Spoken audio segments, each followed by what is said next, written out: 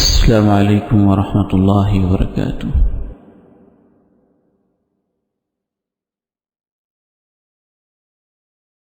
الحمد للہ نحمده ونستعینه ونستغفره ونعوذ باللہ من شرور انفسنا ومن سیئات اعمالنا، اشہد ان لا الہ الا اللہ وحدہ لا شریک لہ وأشهد أن محمدا عبده ورسوله صلى الله عليه وعلى آله وصحبه وسلم۔ اللهم صل على محمد وعلى آل محمد كما صليت على إبراهيم وعلى آل إبراهيم إنك حميد مجيد۔ اللهم بارك على محمد وعلى آل محمد كما باركت على إبراهيم وعلى آل إبراهيم إنك حميد مجيد۔ رب اشرح لي صدري ويسر لي أمري واحلل عقدة من لساني يفقه قولي۔ اللهم انفعني بما علمتني وعلمني ما ينفعني وزدني علما۔ اللهم طهر قلبي من النفاق وعملي من الرياء ولساني من الكذب وعيني من الخيانة، فإنك تعلم خائنة الأعين وما تخفي الصدور۔ أما بعد، فإن خير الحديث كتاب الله، وخير الهدي هدي محمد صلى الله عليه وعلى آله وصحبه وسلم، وشر الأمور محدثاتها، وكل محدثة بدعة، وكل بدعة ضلالة، وكل ضلالة في النار۔ أعوذ بالله السميع العليم من الشيطان الرجيم، من همزه ونفخه ونفثه، بسم الله الرحمن الرحيم۔ ومن آياته أن خلق لكم من أنفسكم أزواجا لتسكنوا إليها وجعل بينكم مودة ورحمة، إن في ذلك لآيات لقوم يتفكرون۔ وقال سبحانه وتعالى: وعاشروهن بالمعروف۔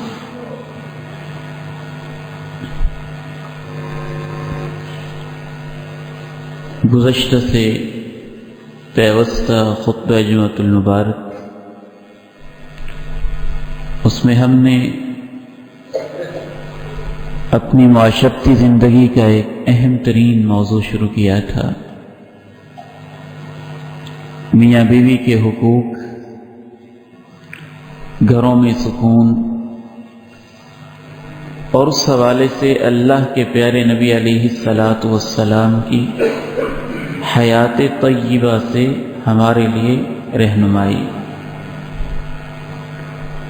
لقد كان لكم في رسول الله أسوة حسنة لمن كان يرجو الله واليوم الآخر وذكر الله كثيرا۔ بین ہی ویسے ہی جیسے نماز میں ہم یہ دیکھتے ہیں کہ اللہ کے پیارے نبی علیہ الصلاۃ والسلام نماز کیسے ادا فرماتے تھے، زکوٰۃ میں ہم دیکھتے ہیں کہ آپ نے کیا رہنمائی کی ہے، عمرہ میں ہم پوچھتے ہیں کہ آپ نے کس طریقے سے کیا ہے، حج میں ہم یہ جاننے کے متمنی اور خواہش مند ہوتے ہیں کہ اللہ کے پیارے نبی علیہ الصلاۃ والسلام نے مناسک کیسے ادا فرمائے۔ بالکل اسی طرح یہ جاننا بھی میرا اور آپ کا فرض ہے کہ بحیثیت شوہر اللہ کے پیارے نبی علیہ الصلاۃ والسلام نے زندگی کیسے گزاری ہے۔ اگر ہم حقوق اللہ میں آپ کے ماڈل پہ عمل کرتے رہے اور حقوق العباد میں ظلم و ستم کرتے رہے تو پھر ہماری نمازیں اور ہماری عبادات بھی خطرے میں ہے، کیونکہ اللہ کی عدالت میں حقوق اللہ میں سب سے پہلا سوال نماز کا ہے، اور فیملی میٹرز میں سب سے پہلا قضیہ جو اللہ کی عدالت میں پیش کیا جائے گا وہ میاں بیوی کے معاملات کا ہے، اور باقی حقوق العباد میں سب سے پہلا مقدمہ قتل کا مقدمہ ہے۔ تو آئیے آج چند ایک باتیں اس حوالے سے مزید آپ کے سامنے عرض کرتا ہوں کہ اللہ کے پیارے نبی علیہ الصلوۃ والسلام کیسے مثالی شوہر تھے۔ سب سے پہلی آپ کی زندگی کی ایک خوبی تھی کہ آپ ہماری ماؤں کو، ازواج مطہرات کو عزت دیتے تھے، رسپیکٹ دیتے تھے، ان کو ان کا جائز مقام دیتے تھے۔ ہمارے معاشرے میں آج تک کچھ لوگ دور جاہلیت میں جی رہے ہیں، ان کو اپنی عزت کا تو بڑا احساس ہے، لیکن یہ کہ میری بیوی بھی عزت کا حق رکھتی ہے، اس پہ شاید انہوں نے کبھی سوچا ہی نہیں۔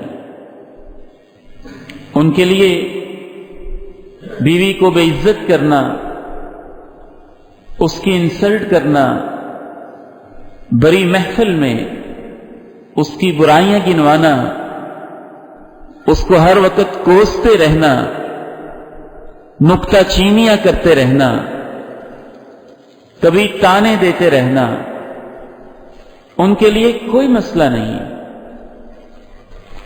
حالانکہ یہ سارے گناہ بہت بڑے گناہ ہیں، اور بعض لوگ تو اس حد تک آگے شاید گزرے ہوئے ہیں کہ وہ یہ گناہ کرنا اپنا حق سمجھتے ہیں،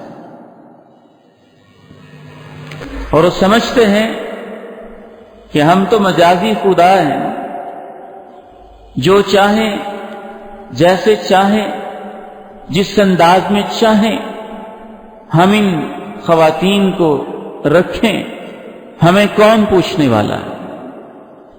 یاد رکھیے آپ کو اللہ پوچھنے والا ہے۔ استوصوا بالنساء خیرا، آپ نے اپنی آخری باتوں میں کہا تھا لوگوں عورتوں کا خیال رکھنا، لوگوں عورتوں کا خیال رکھنا، میں اللہ کا پیغمبر تمہیں ان کے بارے میں وصیت کر رہا ہوں، انہن عوان، وہ تمہارے پاس قیدن بن کے آئی ہیں، اپنے گھر بار کو چھوڑ کے آئی ہیں۔ آپ علیہ الصلاۃ والسلام جو یہ رشتہ ہے اس کی خاص اہمیت بتایا کرتے، اور اپنی زندگی میں سب سے پہلا آپ کی زندگی کا اصول یہ سمجھ میں آتا ہے کہ آپ ہماری ماؤں کو، ازواج مطہرات کو عزت دیتے، ان کو مقام دیتے، اور اس عزت کی نشانی یہ ہوتی کہ آپ علیہ الصلاۃ والسلام ان کا نام محبت کے ساتھ، احترام کے ساتھ لیتے۔ ہماری ماں حضرت عائشہ رضی اللہ تعالی عنہا، پوری زندگی آپ نے جب بھی بلایا تو عائش کہہ کے بلایا، عائش۔ کبھی آپ نے کہا ام عبداللہ، عبداللہ کی ماں، حالانکہ آپ کا بیٹا تھا ہی نہیں، دل جوئی کے لیے آپ کا ایک عزیز چھوٹا سا پیارا سا بچہ تھا جو آپ کا غالباً بھانجا لگتا تھا۔ جب وہ پیدا ہوا، عائشہ صدیقہ رضی اللہ تعالی عنہا نے اسے اپنی گود میں اٹھایا اور اللہ کے پیارے نبی کی خدمت میں لے گئی۔ آپ نے اس بچے کو گڑتی دی اور کہا اس کا نام عبداللہ ہے، اور عائشہ تیرا نام ام عبداللہ ہے، یہ بھی تیرے بیٹوں ہی کی طرح۔ گود بیٹے سے محروم تھی، تو احساس نہیں ہونے دیا، کبھی نہیں کہا تو بانجھ ہے، تیرے ہاں اولاد نہیں ہے، اس کا کیا قصور ہے اس میں؟ بلکہ ایسا دلاسا دیا، ایسا حوصلہ دیا کہ عائشہ تو عبداللہ کی ماں ہے، بانجے بھی بیٹوں کی طرح ہی ہیں، بھتیجے بھی بیٹوں کی طرح ہی ہیں، تو اس کو اٹھا کے لائی ہے نا، تو اس کا نام عبداللہ ہے اور تو ام عبداللہ ہے۔ اور تیسرا نام جو احادیث میں آتا ہے، اللہ کے پیارے نبی علیہ الصلوۃ والسلام کی محبت اور احترام دینا کے انداز، اس سے تو کمال ظاہر ہوتا ہے۔ آپ ہماری ماں عائشہ صدیقہ رضی اللہ تعالی عنہا کو کبھی حمیرہ کہہ کے بلاتے، حمیرہ، خوبصورت، محبت والی، الفت والی، پیار والی، چاہت والی۔ اور آج ہمارے معاشرے کے اندر جو ہم سلوک کرتے ہیں وہ کسی سے مخفی نہیں ہے۔ کن ناموں سے عورتوں کو بلایا جاتا ہے، کیسے کیسے نام رکھے جاتے ہیں جس سے اس بیچاری کو تکلیف پہنچتی ہے۔ نام تو زندگی کی پہچان ہے۔ آپ نے صبح بلایا تو الٹا نام، دوپہر کو کال کی تو الٹا نام، رات کو بلایا تو الٹا نام، اپنے موبائل میں گھر والوں کا نام سیو کیا تو الٹا نام، کہیں لکھا تو الٹا نام، کسی کو بتایا تو الٹا نام، بڑی محفل میں ڈسکس کیا تو الٹا نام۔ وَلَا تَنَابَزُوا بِالْأَلْقَابِ بِئْسَ الِاسْمُ الْفُسُوقُ بَعْدَ الْإِيمَانِ۔ ایمان لانے کے بعد الٹا نام پکارنا، چاہے وہ کسی کا بھی ہو، اللہ کا قرآن تو کہتا ہے یہ اللہ کی نافرمانی ہے، یہ فسق ہے، یہ تو گالی ہے، یہ تو گالی ہے۔ سباب المسلم فسوق وقتالہ کفر۔ اللہ کے پیغمبر تو اتنے حسین اور اعلی اخلاق کے مالک تھے، اس دل والی، حساسیت والی کسی کی بیٹی کا الٹا نام رکھنا تو دور کی بات ہے۔ اللہ کے پیارے نبی علیہ الصلوۃ والسلام تو بے جان ہوا جیسی مخلوق کو بھی گالی دینے کی اجازت نہیں دیتے تھے۔ لا تسبوا الريح، ہوا کو گالی نہ دو، انہا مأمورہ، یہ اللہ کے حکم سے آتی ہے، اللہ کے حکم سے تیز ہوتی ہے، اللہ کے حکم سے طوفان بنتی ہے، تم اس کو گالی نہ دو۔ تو اللہ کے پیارے نبی علیہ الصلوۃ والسلام کی پہلی خوبی بحیثیت شوہر، آپ پوری زندگی ازواج مطہرات کو عزت دیتے، اچھے نام سے پکارتے، پروٹوکول، آنر اور مقام دیتے، اور کبھی تو اتنا مقام دیتے۔ ادھر مسجد نبوی ہے اور یہ ساتھ ہماری ماؤں کے گھر ہیں، اور ان گھروں میں سے ایک گھر میں ہماری ماں حضرت صفیہ رضی اللہ تعالی عنہا رہتی ہیں۔ اللہ کے پیغمبر اعتکاف کی حالت میں ہیں، اور اعتکاف کی حالت میں ظاہر ہے مسجد کو چھوڑنے کی اجازت نہیں ہے۔ کسی ضرورت کے تحت ہماری ماں حضرت صفیہ رضی اللہ تعالی عنہا مسجد نبوی میں اللہ کی خدمت میں حاضری دیتی ہے۔ آپ اندازہ کیجئے کہ 7 گھر ہے، کوئی خطرہ اور اندیشہ بھی نہیں، اس کے باوجود صرف یہ پروٹوکول ہے، عزت ہے، آنر ہے، احترام ہے کہ اللہ کے پیارے نبی علیہ الصلوۃ والسلام ہماری ماں کو واپس اکیلا نہیں جانے دیتے اور کہتے ہیں کہ میں آپ کو چھوڑ کے آتا ہوں۔ راستے میں ایک صحابی سے ملاقات ہوتی ہے، 2 صحابہ جا رہے، आप फरमाते हैं अला रिस्लिकुमा, ठहर जाओ, रुक जाओ। वो रुक जाते हैं। आप फरमाते हैं इन्नहा सफिया, ये तुम्हारी मां है, मेरी अहलिया है, मैं इसे घर छोड़ने जा रहा हूं।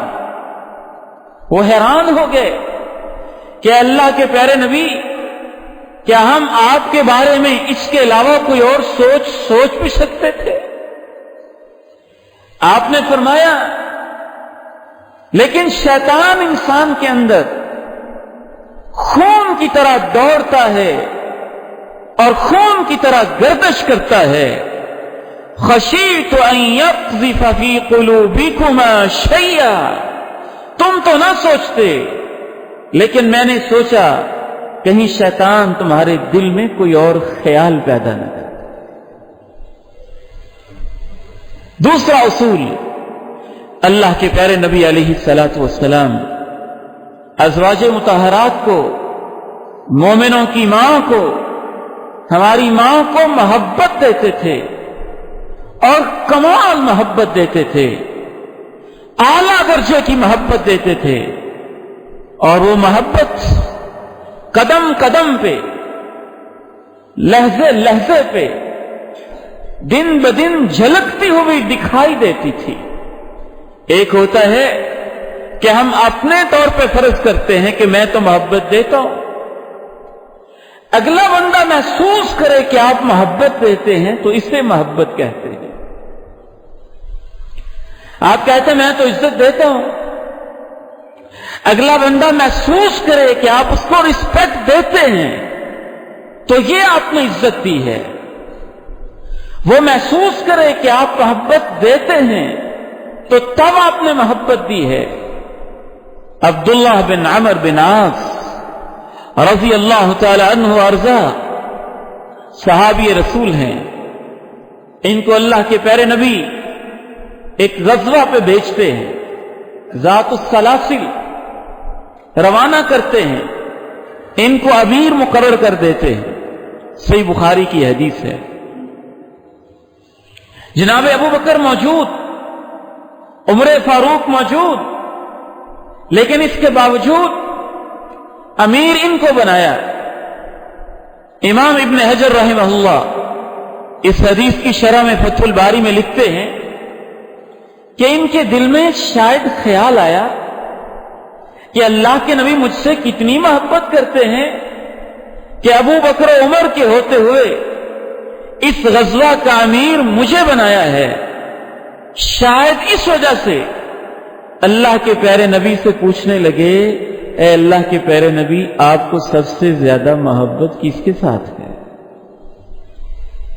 बड़ा पर्सनल सवाल है, किसके साथ आपको मोहब्बत है? इमाम इब्न हजर ने एक रिवायत में यह लिखा है कि शायद इस वजह से भी पूछा कि जिंदगी मौत का कुछ पता नहीं, सफर पे जा रहा हूं, आप बताइए आपको किससे मोहब्बत है? अब्दुल्लाह के दिल में भी उसी से मोहब्बत होगी। वजह जो भी थी, बहरहाल पूछ लिया कि आपको सबसे ज्यादा मोहब्बत किसके साथ है? मेरे भाइयों, मेरे बेटों और मेरे बुजुर्गों, जरा हौसले के साथ सुनिएगा। हम बास उलमा को भी बास बातें बयान करने की इजाजत नहीं देते। मसनूई गिलाफ चढ़ाए हमने शर्मो हया के, बजाय इसके कि उलमा से रहनुमाई लें, हम उनको बताते हैं कि यह मसला नहीं आपने बयान करना था। क्यों नहीं बयान करना? हदीस रसूल है, सही बुखारी है, सहाबी रसूल हैं, बड़ी महफिल है। वो सहाबी पूछता है, आपको सबसे ज्यादा तमाम लोगों में से मोहब्बत किसके साथ है? आज आपके ज़मीर पे दस्तक दे के पूछना चाहता हूं कि अल्लाह के नबी की इस सुन्नत पर भी अमल कीजिएगा। आप अलैहिस्सलातु वस्सलाम इरशाद फरमाते हैं, मुझे सबसे ज्यादा मोहब्बत आयशा के साथ है। वो सहाबी कहते हैं, نہیں، میرا مطلب یہ نہیں تھا، آپ کے گھر والوں کے بارے میں میں نہیں پوچھنا چاہتا، میں تو یہ پوچھنا چاہتا تھا کہ مردوں میں سے سب سے زیادہ محبت کس کے ساتھ ہے؟ اللہ کے پیارے نبی علیہ السلام کے جواب دینے کا انداز ذرا ملاحظہ کیجیے گا اور دلوں کی تختیوں پہ اسے نوٹ کیجیے گا۔ فرمایا مردوں میں سے مجھے سب سے زیادہ محبت عائشہ کے ابو کے ساتھ ہے۔ ابو بکر نہیں کہا، حالانکہ عام طور پہ آپ ابو بکر کہتے ہیں، آپ کی کنیت بھی یہی ہے، لیکن یہ اظہار محبت کا موقع ہے تو واشگاف کہا کہ مجھے عائشہ سے ہے، اور مردوں میں سے عائشہ کے ابو سے ہے۔ جامع ترمذی میں آتا ہے، وہ صحابی پوچھتے ہیں اس کے بعد، فرمایا عمر سے ہے۔ ایک اور روایت میں آتا ہے صحابی پوچھتے ہیں اس کے بعد، آپ فرماتے ابو عبیدہ ابن الجراح سے۔ محبت کا اظہار کیا کریں، کھل کے کیا کریں۔ ہماری ماں حضرت خدیجہ رضی اللہ تعالی عنہا طاہرہ مطہرہ، ان کے بارے میں آپ نے دو ٹوک کہا، رزقت حبہ، اللہ نے اس کی محبت میرے دل میں ڈالی۔ کیا وجہ ہے؟ وجہ یہ ہے کہ محبت دل کا ایک فعل ہے اور آپ کا دل پردوں میں چھپا ہوا ہے، ہم اس کو کھول کے نہیں دیکھ سکتے، ہم اسے چیر نہیں سکتے، آپ کے دلوں میں اندر جھانکا نہیں جا سکتا، لہذا آپ اپنے دل کے تاثرات زبان پہ لائیں گے تو اگلے فرد کو احساس ہوگا کہ آپ محبت کرتے ہیں۔ اور اگر 25 سال گزر گئے، 30 سال گزر گئے، 40 سال گزر گئے، آپ کی غلامی اور آپ کی خدمت کرتے ہوئے، اور آپ اتنے سخت مزاج ہیں کہ 40 سال میں اور 30 اور 25 سال کی رفاقت میں آپ نے ایک دفعہ بھی نہیں کہا مجھے آپ سے محبت ہے، اور اس کے برعکس وہ جھوٹے لوگ پھر میدان میں آئیں گے، عزتوں کے ڈاکو، بے حیائی کے سوداگر، زنا کے خوگر، اور اندر سے شیطنت کے بھرے ہوئے، اور مسلمانوں کے گھروں کو برباد کرنے والے شیطانی ایجنڈے کو آگے لے کے فیس بک پہ، واٹس ایپ پہ، ایس ایم ایس پہ، موبائل کال پہ، آپ کے اخبارات کے صفحوں پہ یہ تو بھرے ہوئے ہیں، نوجوان غیر شادی شدہ بیٹیوں کو بے حیائی کا پیغام دے رہے ہیں، اور اس طرح کے میسیجز، حتیٰ کہ معصوم بچے دوسری تیسری کلاس کے اندر پڑھنے والے، 9th 10th کے اندر پڑھنے والے، جہاں محبت کا اظہار نہیں کرنا ہے وہاں یہ معاشرہ بے حیا بنا بیٹھا ہے، اور جہاں محبت کا اظہار کرنا ہے وہاں آپ کو شرم آتی ہے، وہاں آپ کی مردانگی پہ حرف آتا ہے، وہاں آپ اسے دین کی کوئی بات سمجھتے ہی نہیں۔ نتیجہ یہی ہوگا کہ گھر سے محبت نہ ملی اور ادھر ادھر سے ملتی رہی اور جھوٹے دعوے ملتے رہے تو خطرہ ہے کہیں یہ گھر برباد نہ ہو جائے۔ اس لیے رسول اللہ صلی اللہ علیہ وسلم واشگاف اور واضح نہ صرف یہ کہ محبت کا اظہار کرتے، بلکہ اس ممبر رسول پہ کھڑے ہو کے اور اللہ کے گھر میں کھڑے ہو کے میں پوری ذمہ داری کے ساتھ اپنے بیٹوں اور بیٹیوں کو خصوصاً یہ پیغام دینا چاہتا ہوں، جب آپ رشتہ نکاح کے اندر منسلک ہو جائیں اور اللہ کسی کو آپ کی بیوی یا کسی بیوی کو شوہر جیسی نعمت اللہ تعالیٰ نصیب فرما دے، نکاح ایسی چیز ہے کہ اس کے بعد اللہ کے پیغمبر کی یہ تعلیم ہے آپ کے دل میں محبت نہیں بھی ہے تو آپ محبت کا اظہار پھر بھی کرتے ہیں۔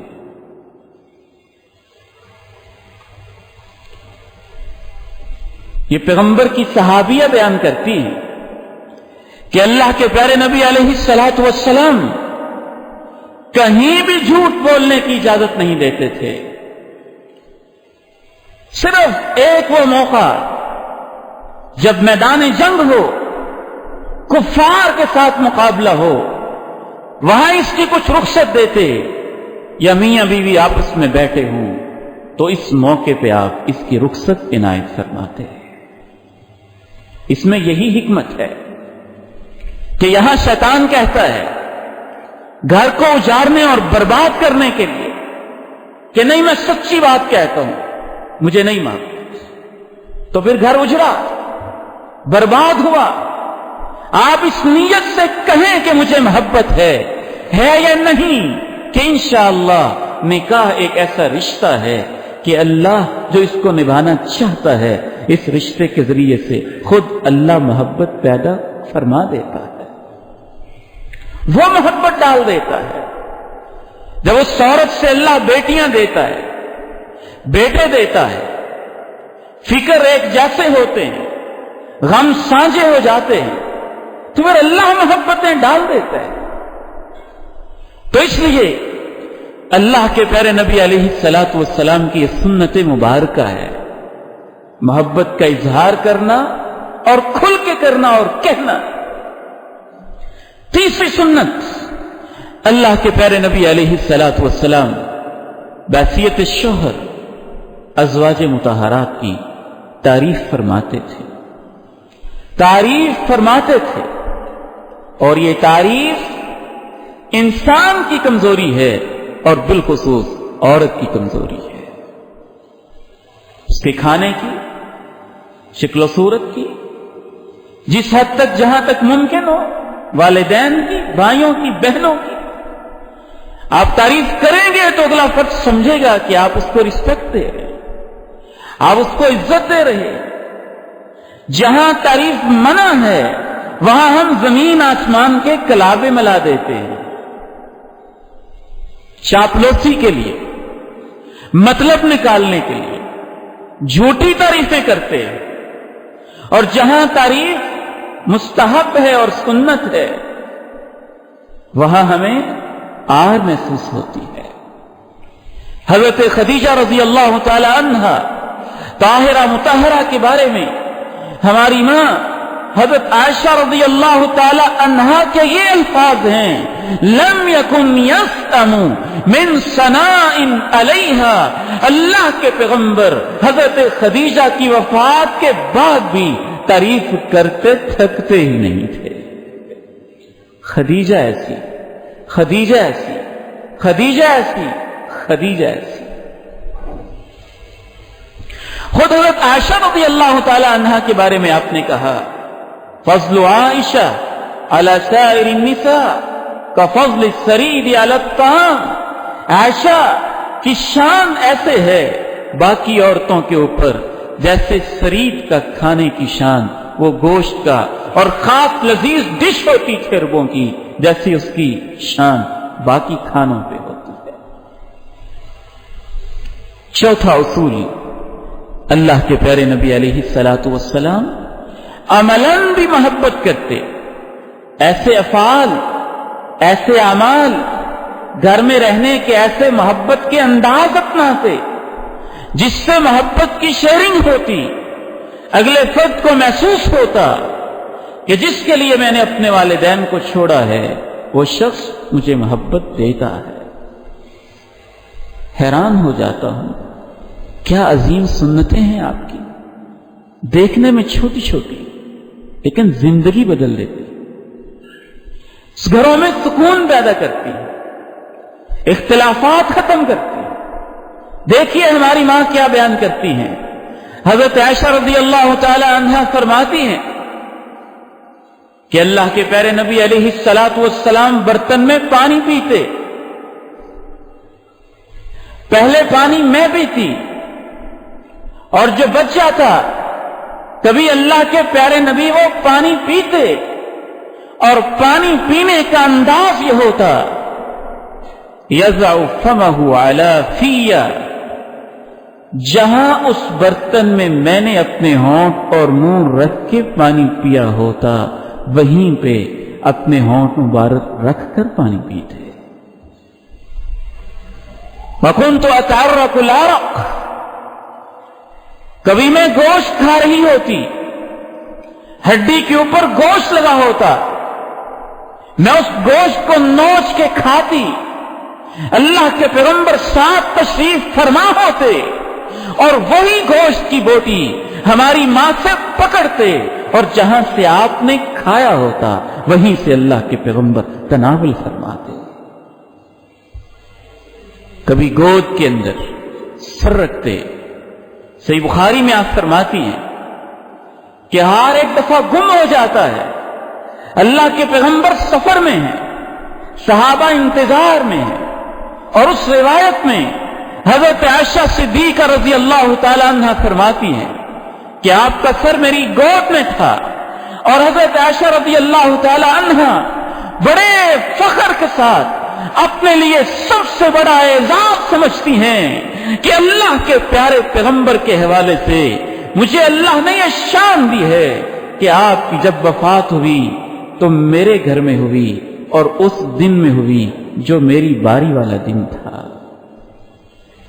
مزید فرماتی ہیں جمع اللہ بین ریکی و ریکی، اللہ کے پیغمبر دنیا سے جا رہے تھے، اس وقت بھی اللہ نے میرے اور آپ کے لعاب کو دنیا سے جاتے ہوئے اکٹھا کر دیا۔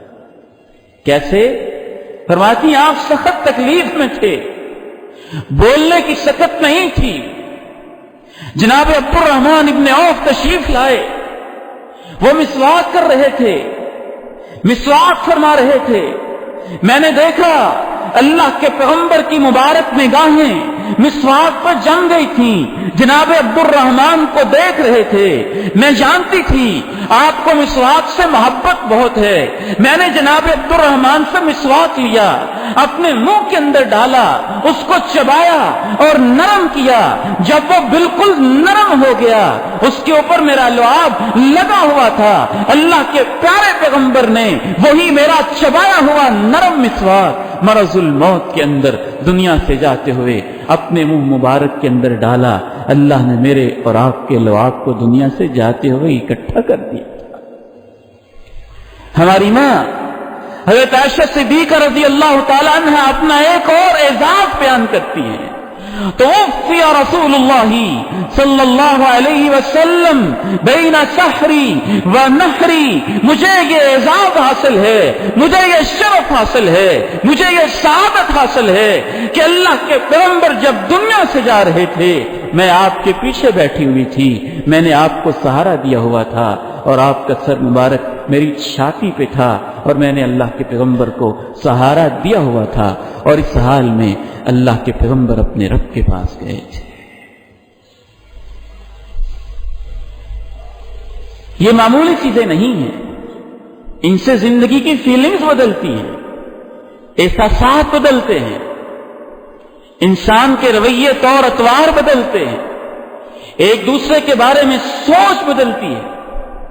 اللہ نے تو اس رشتہ ازدواج کا مقصد ہی یہ بیان کیا ہے، وَمِنْ آيَاتِهِ أَنْ خَلَقَ لَكُم مِّنْ أَنفُسِكُمْ أَزْوَاجًا، یہ اللہ کی نشانیوں میں سے ایک نشانی ہے کہ اس نے تمہاری ہی جنسوں میں سے تمہارے لیے بیویاں پیدا کی ہیں، لِتَسْكُنُوا إِلَيْهَا، تاکہ تمہیں ان کے پاس راحت ملے، اطمینان ملے، فراغت ملے، وَجَعَلَ بَيْنَكُمْ مَوَدَّةً وَرَحْمَةً، اور اس نے اس رشتے کے اندر مودت بھی رکھی ہے، رحمت بھی رکھی ہے۔ إِنَّ فِي ذَلِكَ لَآيَاتٍ لِقَوْمٍ يَتَفَكَّرُونَ، اس میں نشانیاں ہیں ان لوگوں کے لیے جو غور و فکر کرتے ہیں۔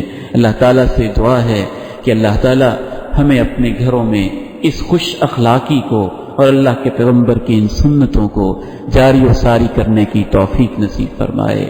ہمارے اختلافات، گھروں کی بے چینیاں، لڑائیاں اور جھگڑے، اللہ تعالیٰ ان کا خاتمہ فرمائے۔ وآخر دعوانا ان الحمد للہ رب العالمین۔